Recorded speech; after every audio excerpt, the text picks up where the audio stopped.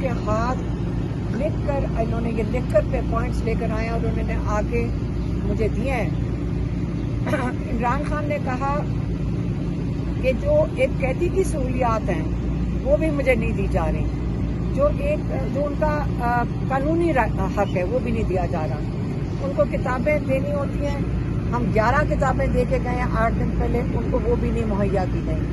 ان کے بچوں سے ایک دفعہ بات کرائی گئی ہے 3 مہینے پہلے، 7-8 مہینوں میں عمران خان کی اپنے بیٹوں سے بات ایک دفعہ ہو گیا۔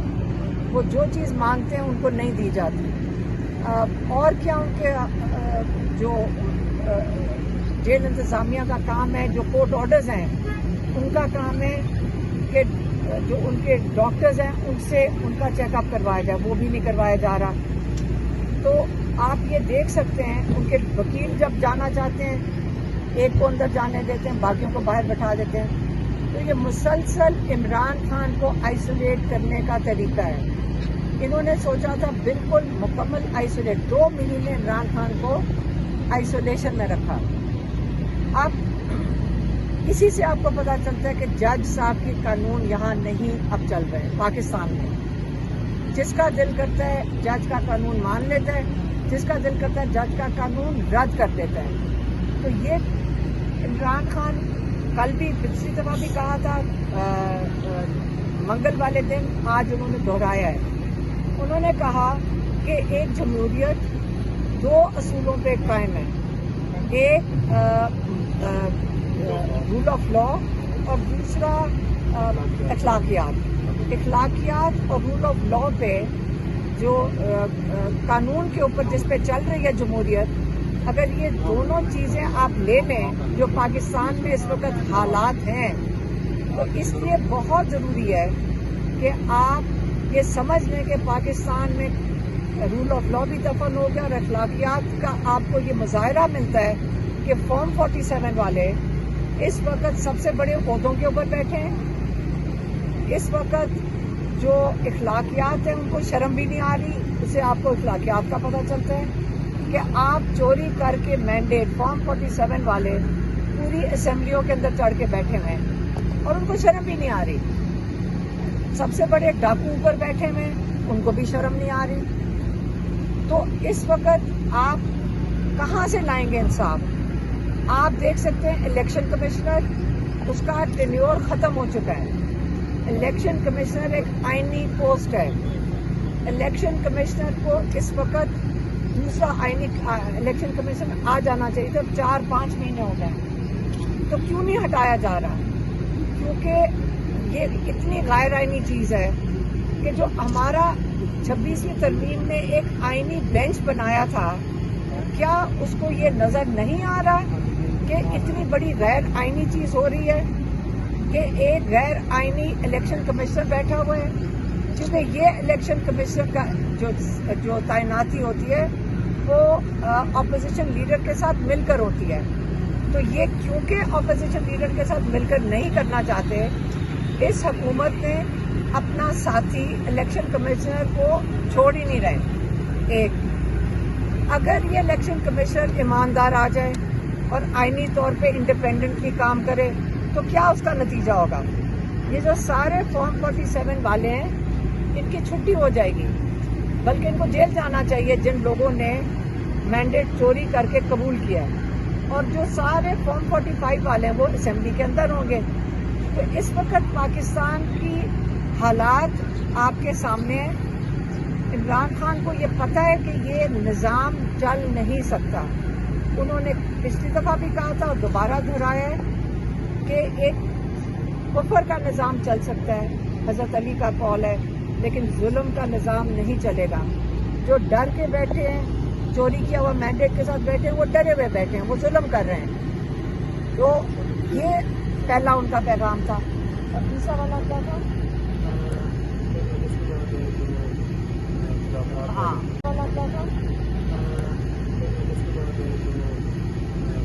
ہاں ہاں اچھا، دوسری جو چیز انہوں نے واضح کی ہے کہ انہوں نے بات کی، پہلے بھی کی ہے اور دوبارہ انہوں نے کی ہے کہ پاکستان کو اس وقت متحد ہونا چاہیے.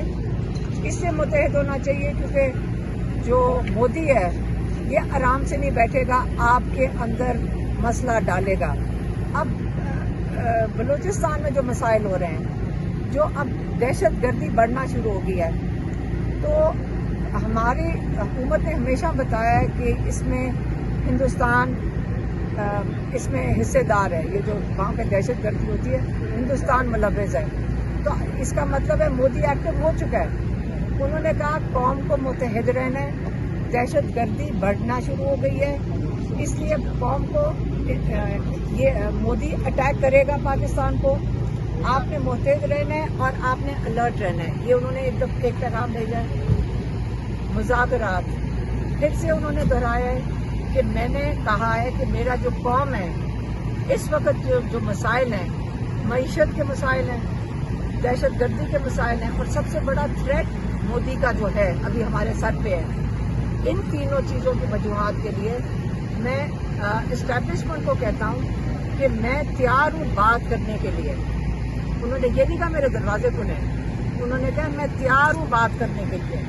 آپ اگر بات کرنا چاہیں میرے سے آ کے اس پاکستان کی خاطر بات کر سکتے ہیں. اسی لیے انہوں کو یہ بات کرنی پڑی ہے کیونکہ باری باری یہ خبریں نکالی جاتی ہیں.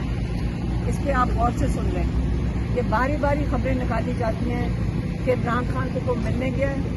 آج نئی پٹروتا نے پوچھا, انہوں نے واضح طور پہ کہا ہے کہ مجھے کوئی ملنے نہیں آیا. ایک یہ کلیئر ہو جائے. دوسرا یہ کہا جاتا ہے کہ نون لیگ کے ساتھ مذاکرات کرنے, شاید عمران خان نے کہا ہے. عمران خان نے یہ بالکل نہیں کہا. دو چیزیں. تیسری کہ مجھے کسی نے کہا اور انہوں نے عمران خان سے پوچھا کہ جی پاکستان امریکن پہنچ رہے ہیں بات چیت کرنے کے لیے. بالکل ایسی کوئی بات نہیں ہے. تو آپ کو یہ میں بتا دوں, اگر پارٹی کے اندر سے بھی کوئی بات آئندہ مذاکرات کی کرے کہ عمران خان کی ڈیل ہو رہی ہے, کہیں اگر کہے کہ کوئی عمران خان سے ملاقاتیں ہو رہی ہیں, یہ آپ لوگوں نے بات نہیں ماننی, کیونکہ یہ جان کے باہر کھڑائی جائیں, چاہے پارٹی کے اندر سے ہو چاہے پارٹی کے باہر سے. جو بھی کر رہے وہ عمران خان کے ساتھ وہ نہیں کھڑا. یہ پہلے کلیئر ہو جائے. اور آئندہ کے لیے بھی آپ اس چیز پہ جو ڈسٹرپشن ہوتی ہے یہ کلیئر ہو جائیں. 2 سال سے میں کہنا چاہتی ہوں کہ 2 سال سے ہمارے بھائی جیل میں بیٹھے ہیں تقریباً. آپ ان کا یہ ناجائز استعمال نہ کریں. وہ جیل میں بیٹھے ہوئے, ہماری ایک ہی مہم ہے کہ ناجائز جو جیل میں بیٹھے ہوئے ہم نے عمران خان کو باہر نکالنا. ہم انشاءاللہ اس پہ ہم بھی تیار ہیں, ہماری پورے پاکستان تیار ہے اس چیز پہ. کوئی بھی نہیں ہے جو اس چیز پہ اتفاق نہیں کرتا کہ اتنے عظیم لیڈر کو جس نے اتنی مشکل کاٹ لی ہے آپ اس کو جیل سے باہر نکالیں.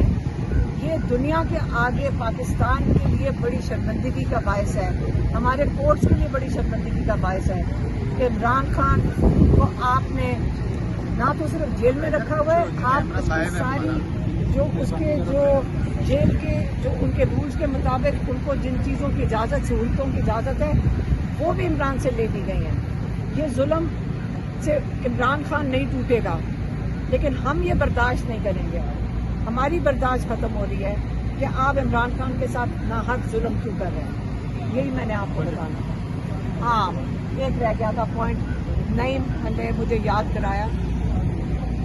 عمران خان نے جو بات ہم نے پہلے کی تھی کہ پارٹی کے لوگوں سے ملاقات نہیں کرانے دی جاتی, انہوں نے آج واضح کہہ دیا کہ کے پی کا بجٹ تب پاس ہو سکتا ہے جب میرے ساتھ مشاورت کریں گے علی امین گنڈاپور اور فائنانس منسٹر. وہ میرے پاس آئیں گے, پیسوں کی ایلوکیشن کے اوپر میرے سے مشاورت کریں گے, میں ان کو گائیڈ لائنس دوں گا.